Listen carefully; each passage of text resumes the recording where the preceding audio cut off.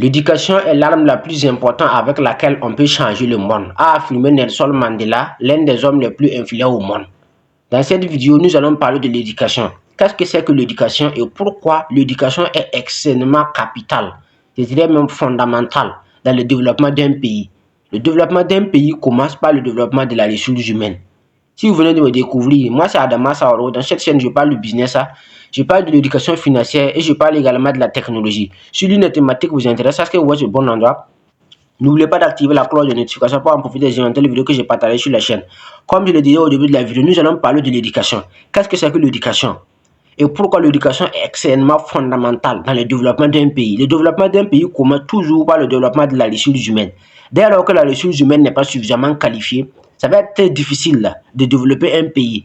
C'est pourquoi certains pays ont compris ça, comme la Chine. La Chine a compris l'importance de l'éducation. Même la Corée, la Chine, l'Inde, le Japon, le Pakistan, c'est tous les pays qui ont compris ça ont décollé. C'est pourquoi eux, ils envoient les étudiants en Amérique aller étudier et revenir directement en Corée ou en Chine. Il n'y a aucun étudiant chinois qui va laisser aux États-Unis étranger. Jamais, ça n'existe pas. Il n'y a aucun étudiant coréen ou japonais qui va aller étudier aux États-Unis et rester là-bas pour profiter du confort de l'Amérique. Jamais. Tout le monde rentre pour développer son pays. Parce qu'ils ont compris que le développement d'un pays commence par le développement de la ressource humaine. Donc c'est pourquoi ces pays consacrent des milliards de dollars, je dis bien des milliards de dollars pour investir dans la formation de leurs jeunes, dans la formation pratique et pragmatique, afin de pouvoir décoller le pays. Mais malheureusement en Afrique, plus précisément dans la zone francophone, vous allez vous rendre compte que l'État n'accorde pas d'importance à l'éducation, ce qui fait l'État de l'Afrique. L'État de l'Afrique, c'est au niveau de l'État de la ressource humaine, puisque la ressource humaine n'est pas suffisamment qualifiée pour pouvoir faire face aux besoins réels du monde. Ce qui fait que c'est très compliqué de décoller. Récemment, le capitaine Traoré, président du FASO, camarade président du MPCR et du FASO, lors du sommet de l'AES était à Niamey au Niger, le camarade président du MPCR et du FASO, le capitaine Traoré, a parlé de l'uranium, que depuis 30 ans, depuis 50 ans, ils exploitent l'uranium au Niger. Mais, donc, et puis tous les rues de Paris sont lumineux. Or qu'au Niger même, la voie même pour aller au niveau des sites de l'uranium même, il n'y a rien. Je n'en disconviens pas, monsieur le président du FASO, mais est-ce que le Niger a suffisamment, à la ressource humaine qualifiée pour exploiter l'uranium sur ce sol? Le problème est qu'on n'a pas la ressource humaine qualifiée, puisque notre jeune est incompétent. Puisque nous avons été formés en théorie, moi-même qui suis en train de vous parler, je suis une victime, je dirais une dommage collatérale du système éducatif francophone qui a été importé par les impérialistes. Puisque nous, on a étudié de ce en terminale, mais malheureusement, on ne peut rien faire sur le plan pratique. C'est tout ce que nous avons fait à l'école, c'est la théorie, que ce soit les chromosomes bloquants, que ce soit même en PC, les acides faibles, les bases faibles. Nous-mêmes, on a calculé les acides faibles, on a calculé les bases faibles, les pH, tout, on a calculé tout, mais sur le plan théorique, sur le plan pratique, on ne connaît même pas ça. L'acide faible et la base, on ne connaît pas ça. Ce qui fait que c'est très compliqué. Même au Burkina ici, si on prend le cas de l'exploitation minière, est-ce que le Burkina Faso, est-ce que l'exploitation minière est donnée au local? Non, c'est donné aux étrangers. Tout ça, c'est parce qu'on n'a pas, la ressource humaine n'est pas suffisamment qualifiée. Donc, comme la ressource humaine, puisque les ingénieurs que nous formons, c'est purement théorique. C'est soit ceux qui font, voilà. On n'a pas des ingénieurs suffisamment qualifiés. On n'a pas des jeunes suffisamment qualifiés pour exploiter les ressources humaines, pour exploiter même les ressources naturelles que nous avons sur notre sol. Pourquoi? Parce que la ressource humaine n'est pas suffisamment qualifiée. Parce que nous n'accordons pas d'importance à l'éducation. Voilà. Les pays francophones, le problème avec l'Afrique francophone est que l'Afrique francophone néglige l'éducation. Voilà. Et ils investissent dans la théorie, c'est-à-dire les cahiers, les livres. Bon, tout ce que l'Afrique francophone étudie actuellement, c'est la théorie. Il n'y a rien de pratique. C'est pourquoi ça va être très difficile de faire face à, ou même d'être en adéquation avec le monde. Puisque actuellement le monde évolue. C'est purement scientifique et technologique. Si on prend l'exemple actuellement même de Elon Musk, l'un des hommes les plus influents au monde. Actuellement, Elon Musk a 2000 satellites dans l'orbite. Une seule personne qui a 2000 satellites dans l'orbite. Or, pourtant, il y a des États même qui n'ont pas de satellites. Bon, au Burkina ici, nous, on a eu la chance qu'il y a le professeur Frédéric Ouattara, que je salue au passage, professeur de PC de Koudou, c'est lui qui avait son projet de satellite. Il a pu lancer ça au régime de au régime de Roch Kaboré. Il a pu lancer Burkina Sat 1. Bon, récemment aussi, il y a l'AES aussi qui est en train de lancer leur satellite. Mais bon, avant ça, Ça veut dire tout un pays qui n'a pas de satellite. C'est tout un pays qui n'a pas de... C'est compliqué.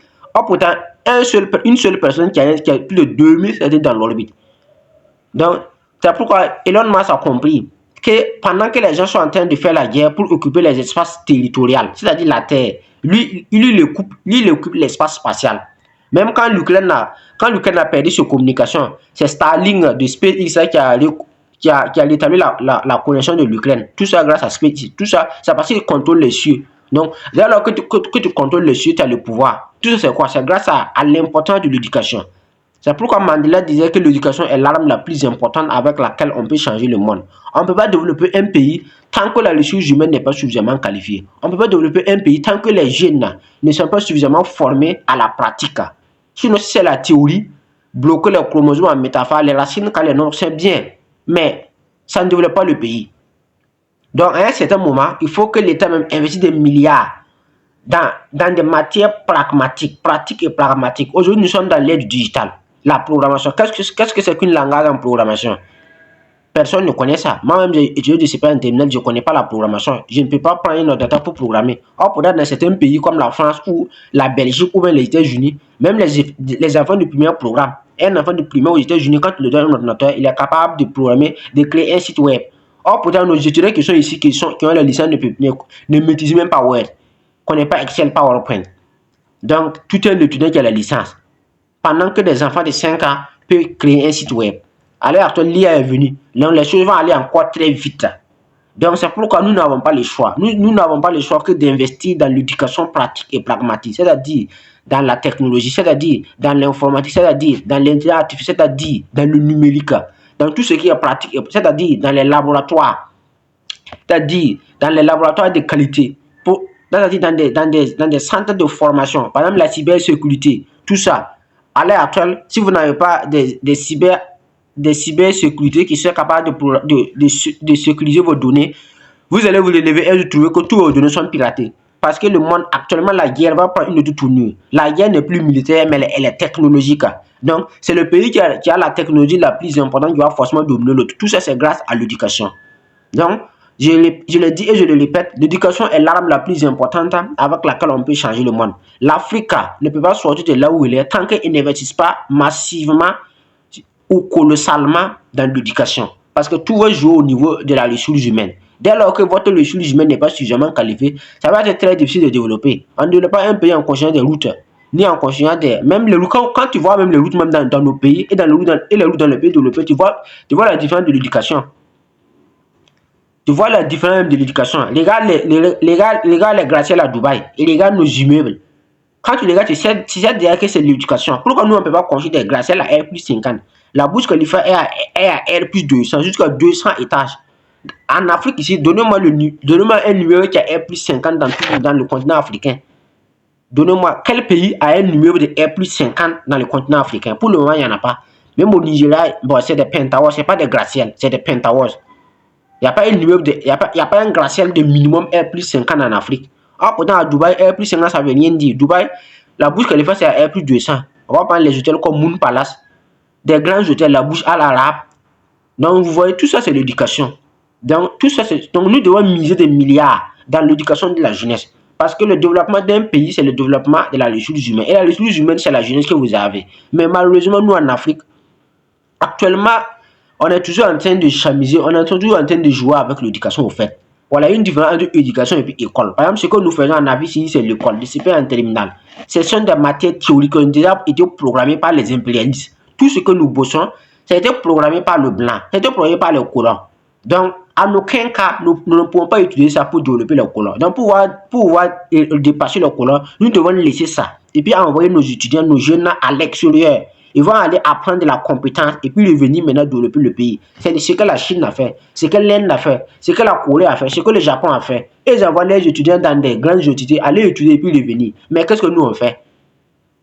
Qu'est-ce que nous on fait? Même les étudiants qui gagnent le bac avec 17 de moyenne, c'est France à côté. Ils vont aller étudier. La majorité, ce sont des filières littéraires. C'est l'économie, c'est la médecine. Bon, ce sont des filières qui, bon, même la majorité ne rentre pas. Voilà, tout ce qu'on fait la médecine en France ne vont jamais rentrer au pays. Parce qu'en France, même, un simple infirmier a un salaire de minimum 5 000 euros. Donc, pourtant, dans son pays, il ne peut pas avoir 1 000 euros par mois. Donc, il préfère laisser en France avoir un 5 000 € que de venir dans son pays. Donc, c'est ça aussi le problème.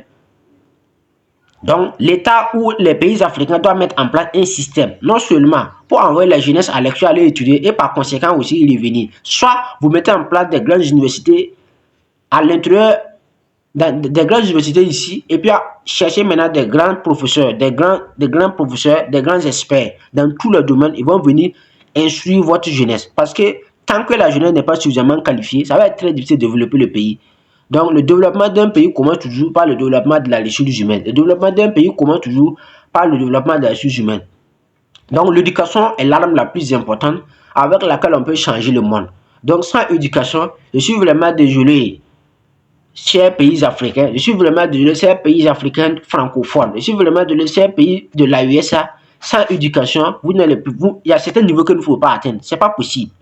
Il y a des paliers que si tu veux franchir, il faut forcément que l'éducation, la racine soit solide. C'est pourquoi même si vous prenez les immeubles les plus hauts du monde, appelés gratte-ciel, ils ont les fondations les plus profondes. En un mot, ces immeubles respectent cette loi. La base, il faut que la base soit solide. Mais chez nous, en Afrique francophone, la base n'est pas suffisamment. La base est purement théorique. Il n'y a même pas de laboratoire. Dans les lycées, dans les universités, il n'y a pas de laboratoire. C'est pas pragmatique. Il n'y a pas de la pratique. C'est purement théorique. Venez dans les universités en Afrique, toi-même tu vas regretter. Ça veut dire que c'est purement théorique. Même les filières scientifiques, c'est purement théorique. Que ce soit l'ingénierie, en tout cas dans toutes les filières où on parle de la technique, tu vas te rendre compte que c'est 80% théorique et 20% pratique. Même 20% pratique, là, il y a certains laboratoires même qui sont bons. Le laboratoire même ne peut même pas prendre 100 étudiants. Or, pourtant, l'université même a plus de 200 étudiants dans chaque filière. Or, pourtant, votre labo même, c'est minimum 50 personnes ou 100 personnes. Donc, vous allez faire comment? Tout ça, c'est pas parce qu'on n'a pas les moyens, mais on refuse d'investir dans l'éducation. On ne connaît pas la valeur de l'éducation.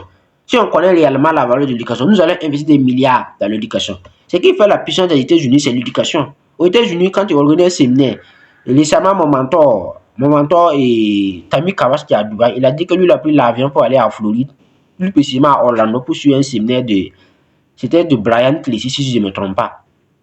Un séminaire de 17 000 $. Quand lui, il est rentré dans la salle, lui pensait même que lui, il allait avoir le VIP. Quand lui, il est rentré dans une salle de plus de 200 personnes, or, peut-être le ticket minimum, c'est 17 000 $. Lui-même, il était vraiment étonné. Or, pourtant, en France, si tu organises un séminaire de 200 $ ou bien de 100 $, les gens vont te dire que c'est cher. Même en Afrique, c'est la même chose. Tout ça, c'est parce qu'on ne connaît pas la valeur de l'éducation. Or, pourtant, les Américains ont compris ça. Donc, ils investissent des milliards dans la formation, dans l'éducation. Et c'est à travers ça maintenant qu'ils arrivent à dominer le monde. Donc, sans éducation, ça va être très difficile là, de pouvoir imposer votre valeur au monde.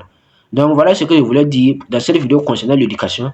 Parce que, qu'on le veut ou pas, l'Afrique doit réinvestir dans l'éducation, puisque la base c'est l'éducation, avant de pouvoir décoller. Donc, c'est pourquoi Mandela disait que l'éducation est l'arme la plus importante avec laquelle on peut changer le monde. C'était Adama Sawaro, si vous voulez, et il connaît le chemin.